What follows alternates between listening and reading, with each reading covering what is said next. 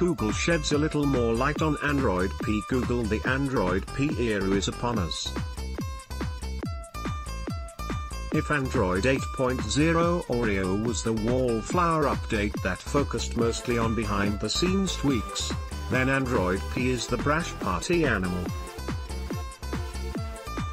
And parts of it feel alarmingly like the iPhone X. Google showed off the Android P beta software, which will morph into the next dessert-themed version of Android at its annual Google I/O conference in Mountain View, California. For the record, we still don't know what the P in Android P will be called, but Popsicle is one option. See what it's like to use Android P for yourself. The most arresting changes are also the most like the iPhone X.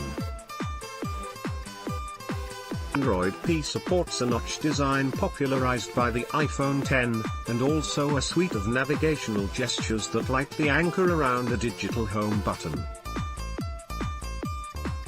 I got a chance to try out the Android P beta here at Google I/O, and I've got to say, the gesture controls weren't as difficult to pick up as some might think. More below. This is one of 3 notches Android P will support for future phones. Got on a demo device at Google I/O 2018, James Martin/CNET. In fact, I liked a lot of Google's changes. Android P is a much more ambitious, much more visual progression of the Android OS than in past years. For some of you, Android P's new look and features will feel like a breath of fresh air. For others, it'll signal a less intuitive entry point that could make it harder to pick up and use an Android phone for the first time. Android P will also add larger images within notifications, let you edit screenshots after you take them, and use AI to stretch out battery life. Now playing, watch this, see Android P's new swiping controls up close. Android phones make up roughly 85% of the world's phones, according to IDC, which means that Google's changes to its operating system cue a shift in what we'll see in smartphone software and design for phones toward the end of 2018 and into 2019. First, we have to wait for Google to finalize. However, not every phone maker will implement every change, and some may add their own software touches to expand Android P's offerings.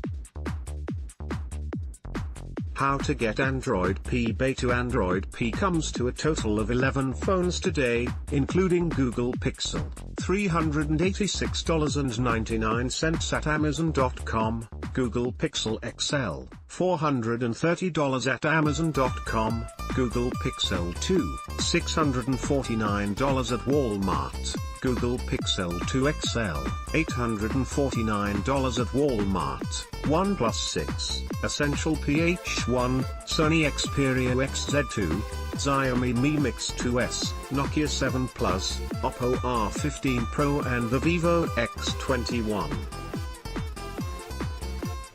Go to google.com/android/beta to get started.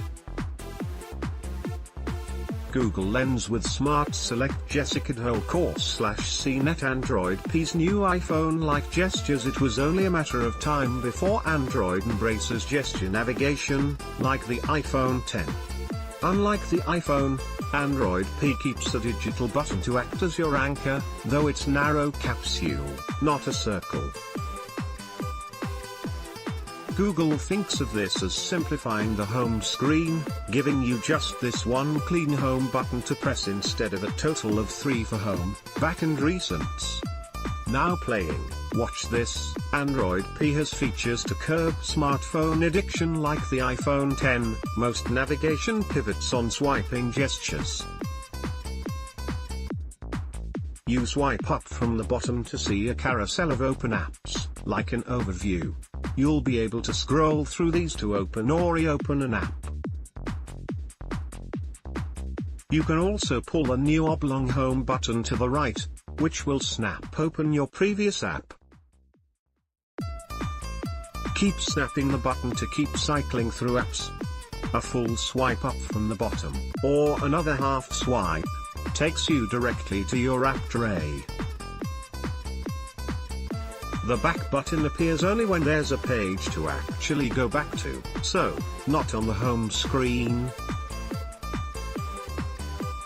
You still long press the home button to launch Google Assistant. As the Recents button, it's gone, made totally obsolete because you can already see your open apps every time you swipe up. I've used the iPhone X enough for swipe up gestures to become ingrained in my muscle memory.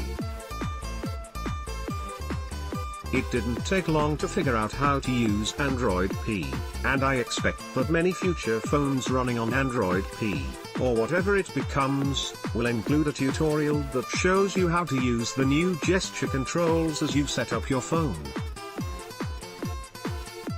Android P beta works on 11 phones at the start. Jason Cipriani/CNET beta notifications with Android P adds images to notifications, which you can see in alerts and from the notifications shade. Google's OS will recognize the notifications you constantly ignore, and offer to disable them for you. You can long press a notification to open settings and manage your options. In addition, a new Manage Notifications button at the bottom of the notifications tray lets you fine-tune your preferences. Now playing, watch this, robot or human?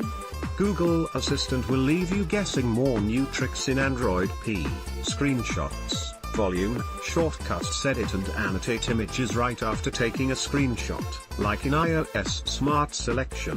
When you highlight a restaurant name, Android P will offer you Yelp reviews, directions, to place a call.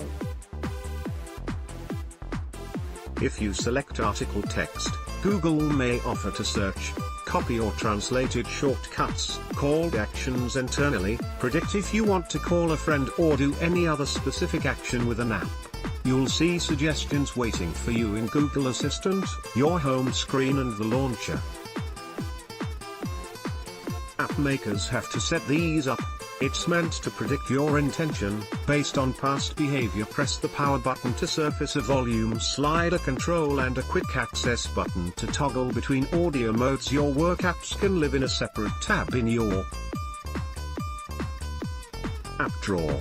If your phone uses one, Jason Cipriani/CNET use apps without having to download them. Google is finally integrating an idea it briefed us on ahead of last year's Google I/O that will let you say apps without actually making you download them. For example, if you're making a reservation or flagging a lift, you can interact with just the right part of an app. This isn't anything you can set up on your phone, you'll just have to wait for developers to make it happen. Android P lays that base better than Android Oreo. The coolest things we saw at Google I/O: Android P's dashboard proves you're a smartphone addict. A new view shows you how much time you're spending on your phone, and also what it is you're looking at. If your engagement isn't meaningful, like if you waste a lot of time watching infomercials, you might change your ways. Android P will let you set time limits on apps, say no more than an hour on Facebook or YouTube, and it will grey out apps to remind you of your goal. If you turn your phone over on the table, it'll automatically set the Do Not Disturb mode, which will keep it quiet until you turn it over again.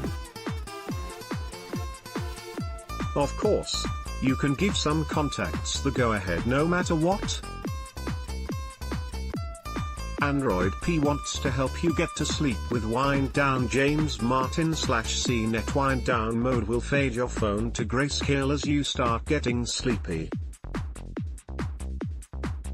This won't replace the blue light filter, but it will help you trick your brain into being less interested in the contents of your screen. It's not currently available on Android P Beta, but will roll out in the future. Originally published at 11:10 AM PT and updated at 3:32 PM.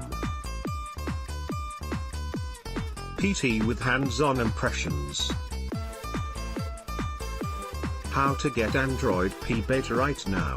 Everything you need to know about the latest Android Beta. Google's Duplex could make Assistant the most lifelike AI yet.